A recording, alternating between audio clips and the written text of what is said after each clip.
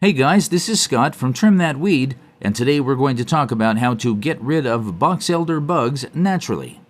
This video will explore everything that you will need and provide methods that will keep your garden and house free from the nuisance of Boxelders, so make sure you stick around for that. Use a soapy water mixture. Boxelder bugs can be easily killed with a simple soapy water mixture.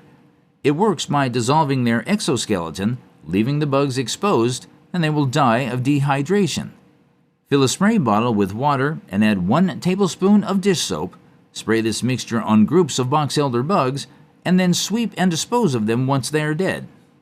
Be careful when scooping them up not to crush them, as they will release a terrible stench and stain whatever surface they were on. Remove any Boxelder trees. Boxelder bugs are attracted to the Boxelder tree, particularly the female seed-bearing Boxelder tree, since the bugs feed on the seeds.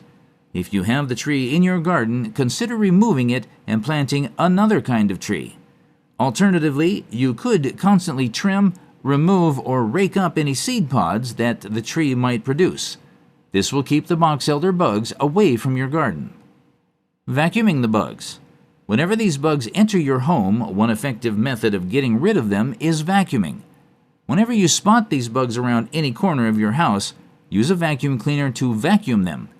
Immediately seal and dispose of the vacuuming bag to prevent pests from escaping and reinfesting your home.